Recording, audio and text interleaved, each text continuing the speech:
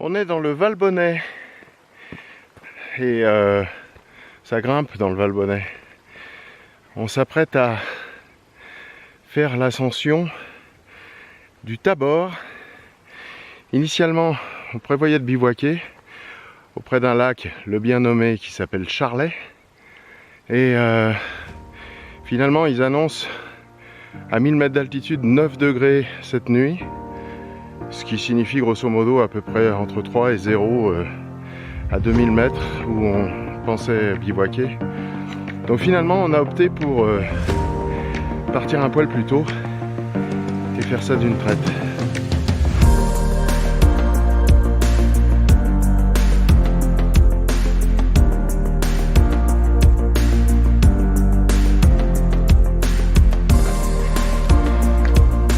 Tourne ou bien? Tourne-toi.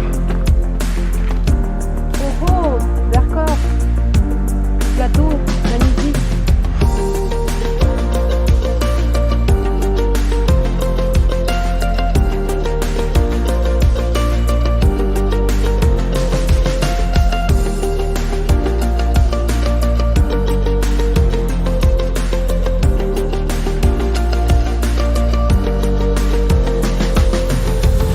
Bon ben voilà, après une courte pause près du lac Charlet, on s'attaque à l'ascension du Tabor, qui est là-haut, là, dans ce bordel. Là. Bref, on a encore à peu près 500 mètres de dénivelé.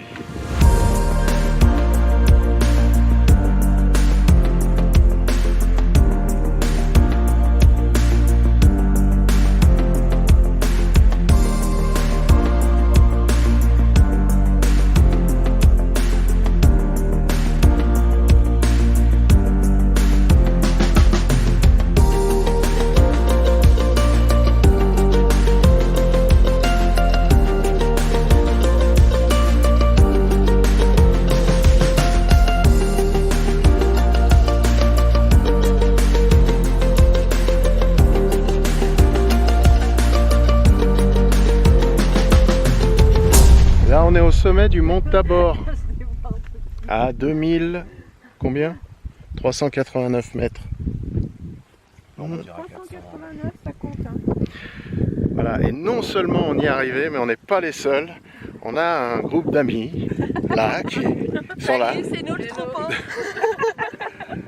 De jeunes amis dynamiques et sympathiques. Et donc, comme on va pas bivouaquer, si ça se trouve, ce soir on va aller manger à la bousillade.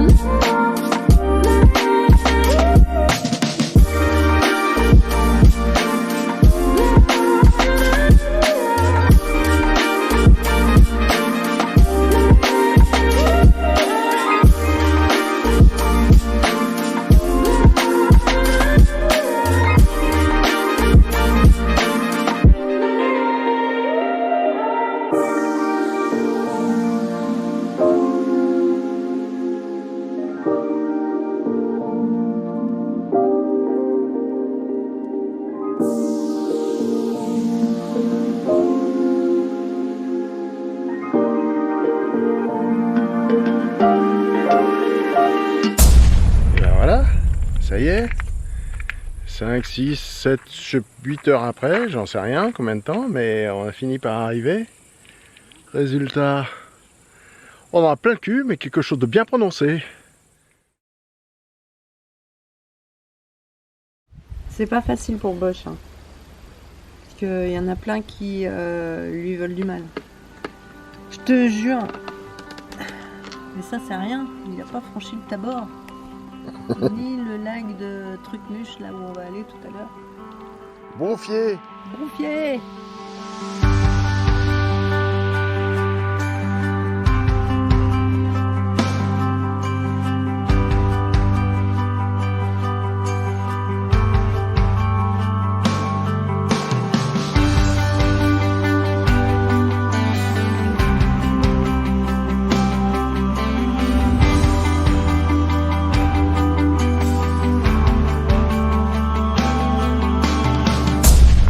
regardez, moi j'ai appris à lire une carte et maintenant je sais où je suis. Hier par exemple, on était là, derrière le sapin, là-haut, au sommet du Tabor. Comment je le sais? Eh ben je le sais parce que on voyait là, ce qu'on voit en face où il y a des tout petits névés, tout petits. Et d'ailleurs je crois que c'est par là-bas qu'on va aller aujourd'hui. Et voilà, et je suis une ancienne du coin quoi, parce que j'y étais hier et j'y suis encore aujourd'hui. Je suis trop contente.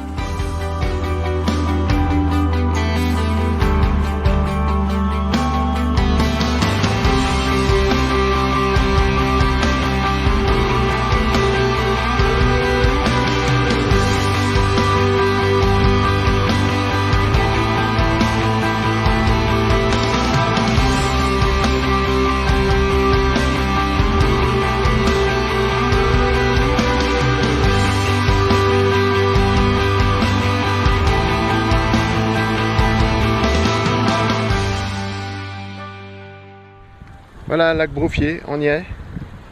C'était quand même un petit peu long, hein, plus que ce qui était marqué sur le topo. Alors, est-ce qu'on est vraiment extrêmement lent ou est-ce qu'on s'est gouré de chemin ou est-ce que c'est eux qui sont un petit peu sévères sur les cotations? J'en sais rien.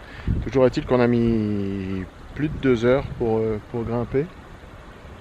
Et il y a 2-3 campeurs dont nous ne sommes pas aujourd'hui puisque Sylvie n'ayant pas dormi la nuit dernière, on a décidé de rentrer à la fraîche là, donc là il est 18h30, d'ici une demi-heure on va attaquer la redescente pour être à 21h à la voiture. Mais c'est bien joli, on reviendra sûrement.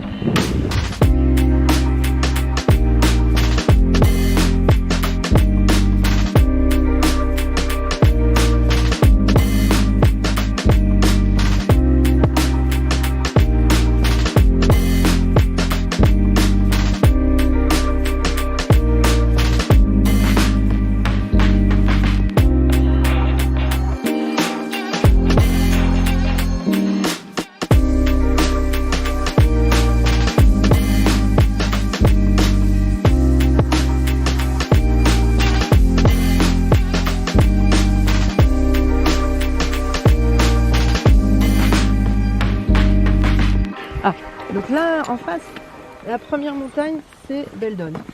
On voit Champs-Rousses, là, les petits points blancs, là. Et là-bas, c'est la Chartreuse. Je pense que c'est le Vercors et que la Chartreuse, elle est cachée par Beldon. Mais... Ah non. Mais non. Le Vercors, il est derrière, là. Et on le voit pas. Non, t'as raison, parce qu'on voit Grenoble. J'arrête pas d'avoir raison. Putain. Et voilà, donc là, hop, il y a Grenoble, et après il y a le Vercors qui démarre, mais on ne le voit pas parce qu'il y a des arbres. Vous voulez que je les coupe? J'ai pas le temps, j'ai qu'un tout petit topinet. On n'est pas bien là. On n'est pas encore vraiment à la fraîche, mais on est bien. Il y a un truc qui m'étonne toujours un peu, c'est que Sylvie ne transpire pas dans les descentes. Bah, je sais pas pourquoi. Parce qu'on descend. Et alors que moi, je pisse la sueur presque pareil qu'en montée. Qui est le plus bizarre d'entre nous? C'est lui. La montée raide quand même, mais alors dans des endroits hyper variés. Et du coup, c'était trop bien.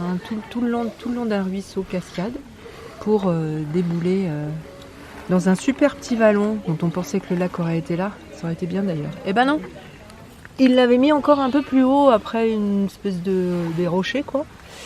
Mais voilà, on déboule dans un super cirque avec un petit lac magnifique, des moutons encore plus hauts avec un berger des chiens, et puis la redescente magistrale, à une heure où le soleil est fantastique et la lumière est belle, et du coup avec une vue super ouverte sur plein de choses, des montagnes, du Vercors, de Beldon, de la Chartreuse. En veux-tu, en voilà, des myrtilles de partout. Voilà, la fin était quand même descendante, archi-descendante là. J'ai des mollets, des quadriceps qui sont un peu... Le meilleur moment, c'est maintenant. Non, c'est pas possible. Je crois aussi que c'est arrivé un truc. Mon incompréhension définitive des camping-caristes. Les mecs sont là en famille, plusieurs familles, à 2 camping-cars monstrueux. enfin monstrueux, gros. Et ils ont décidé donc de pique-niquer à 2,50 m de la route. Je comprends pas. Voilà, on est au parking et au bas du Cénépi, notre objectif d'aujourd'hui. Et comme il est un peu tard, on a décidé de bouffer au parking de façon à pas avoir à transporter notre bouffe.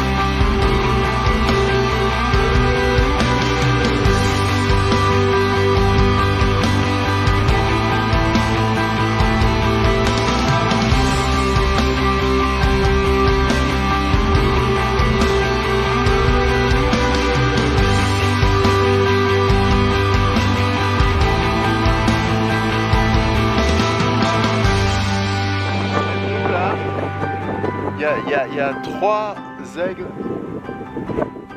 qui tournent. Ils sont monstrueusement gros. Je crois que j'en ai jamais vu d'aussi balèze de ma vie.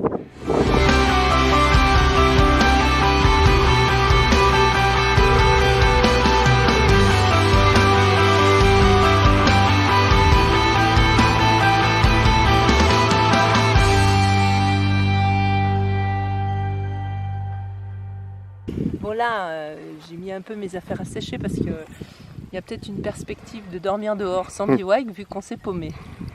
Donc je fais un peu étendage, épouvantail, voilà. Mais si ça se trouve, on va pas dormir dehors, on est peut-être en train de retrouver le chemin. Et tout à l'heure, on était bien perdus. On s'est un peu paumé. On a perdu une bonne heure. Donc on est parti à 14 et on arrive à 20. On est un peu amorti, mais on va trouver une bousillette. On va espérer. Oui. On va trouver une bousillette. Pour manger des frites, des frites, des frites, des frites. Alors génial, c'était magnifiquement beau. C'est un petit peu long. Et voilà. Et là, si vous voulez pas voir une vieille se déshabiller, il faut couper, parce que je vais me changer. On va aller manger quelque part si on trouve quelque chose d'ouvert.